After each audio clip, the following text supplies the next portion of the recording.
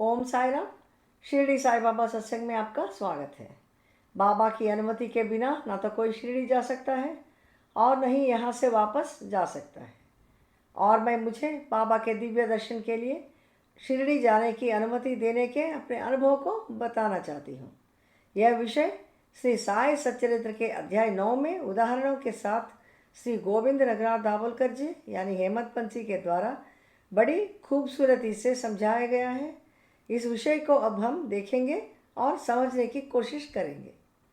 शिरडी की तीर्थ यात्रा का एक अनोखा पहलू यह था कि कोई भी बाबा की सहमति के बिना नहीं जा सकता। यदि वह ऐसा करता था तो उसे अक्सर कठिनाइयों का सामना करना पड़ता था। ऐसे ही बाबा अगर किसी को जाने के लिए कहें तो वह रह नहीं सकते। जब भक्त उनसे विदा लेने के लिए जाते तो बाबा कभी कभी सूक्ष्म संकेत भी देते थे। हालांकि इन संकेतों को नज़रअंदाज करने से अक्सर मुश्किलें पैदा होती थी। ऐसी दो घटनाओं को हम अब संक्षिप्त में देखेंगे। एक बार तात्या कोटी ने टांगा से कोपरगांव बाजार जाने का फैसला करता है। बाबा को यह बात बताकर निकलना चाहता है। बाबा उनसे कहते हैं, जल्दी मत करो, रुको, आज गांव मत छोड़ो। लेकिन तात्या ने इस बात पे जोर नहीं दिया और वह वहाँ से निकलने के लिए जल्दी में रहता है। इनकी जल्दबाजी देखकर बाबा कहते हैं, अगर तुम जाना चाहते हो तो श्यामा को भी तुम्हारे साथ लेकर जाओ। बाबा की इस सलाह को तात्या नज़रअंदाज करके अकेले ही निकल पड़ता है। शिरडी से कुछ ही दूरी पर टांगा खींचने वाले घोड़ों में से एक बेचैन हो जाता है। उसकी कमर में मोच आ जाती है और वह गिर जाता है, जिससे तात्या को छोटी सी दुर्घटना का सामना करना पड़ता है। बाबा की कृपा से तात्या को ज़्यादा चोट नहीं लगता। तब तात्या को बाबा का दिया हुआ मार्गदर्शन की याद आती है और वह पछताने लगता है। बाद में भी तात्या को ऐसी ही दुर्घटना का सामना करना पड़ा जब वह कोलार गांव की यात्रा के दौरान बाबा की सलाह को नज़रअंदाज किया था।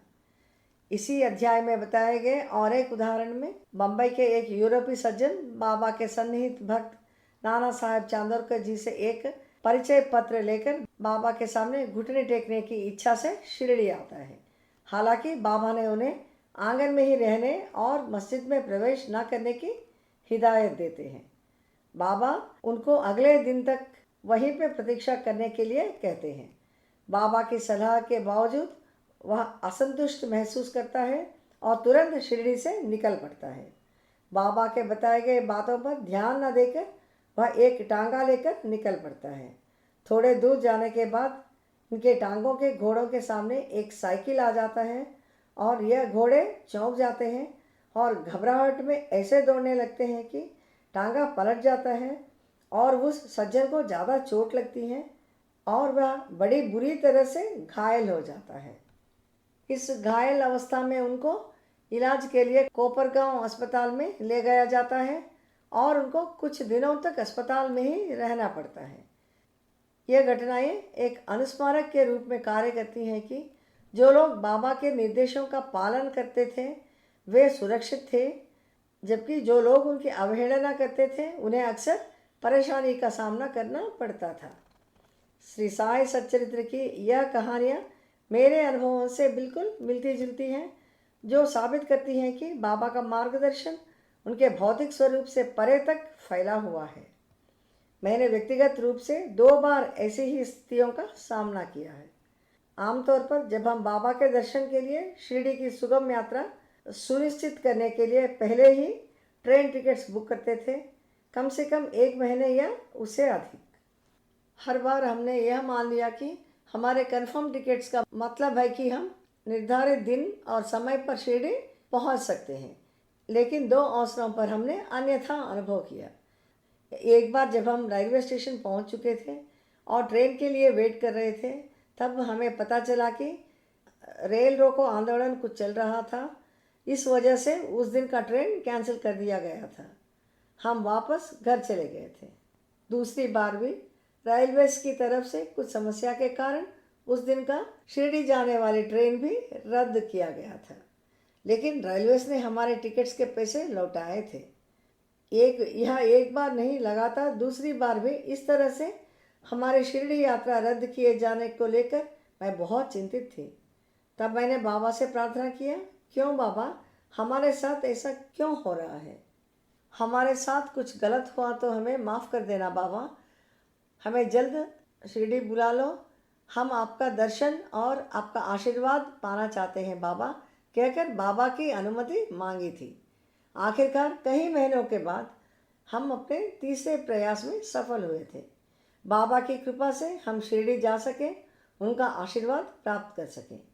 मुझे मेरे इस अनुभव का समाधान श्री साई सच्चरित्र के अध्याय 30 में बाबा के शब्दों में समझ में आया। बाबा यहाँ यह कहते हैं कि उनकी इच्छा और अनुमति के बिना कुछ भी नहीं होता। ऐसा कहा गया है कि जो कोई भी यह मानता है कि वह अपनी इच्छा से बाबा के दर्शन कर सकता है तो वह गलत है। जब तक बाबा ना चाहे कोई उन्हें देख नहीं सकता।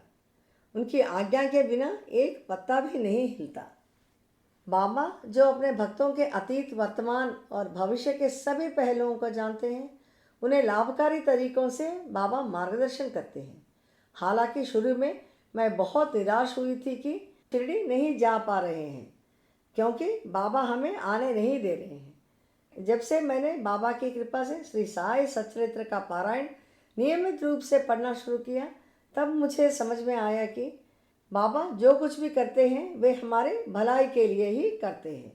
अगर हम उस समय शिरडी यात्रा करते थे तो हमें कुछ कठिनाइयों का सामना शायद करना पड़ता था। जो कुछ भी हुआ हमारे भले के लिए ही हुआ। अगर बीच रास्ते में ट्रेन रुक जाते और हम वहीं पे रह जाते, ना इधर ना उधर जा पाते थे और हमें कैसे कैसे कठिनाइयों का सामना करना पड़ता था। इस तरह से बाबा ने हमारा रक्षा किया। इस समय के बाद हम बहुत बार शिरडी गए और हर एक बार के हमारे शिरडी यात्रा के दौरान बाबा की तरह तरह के आशीर्वाद प्राप्त किया। ना बल्कि श्री साई सच्चरित्र के द्वारा, अपने अनुभवों के द्वारा भी हमें समझ में आए कि बाबा हर पल हमारा मार्गदर्शन और सुरक्षा कर रहे हैं। बाबा जानते हैं कि हमारे लिए क्या सर्वोत्तम है और कब सर्वोत्तम है। इस विश्वास के साथ हमें बाबा से प्रार्थना करनी चाहिए, बिना किसी हिचकिचाहट या संदेह के उनके मार्गदर्शन को स्वीकार करना चाहिए और जो कुछ भी वह प्रदान करते हैं उसे स्वीकार करना चाहिए। बाबा के प्रति यह समर्पण हमारे जीवन में सरलता, शांति लाएगी। हमें यहाँ और एक बात समझ में आया कि जो लोग शिरडी जाना चाहते हैं उनको योजना बनाने की ज़रूरत नहीं है।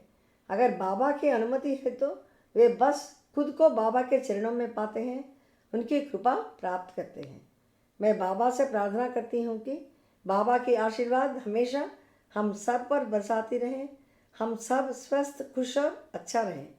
अगले एपिसोड में बाबा के एक और अद्भुत आशीर्वाद के साथ मिलेंगे।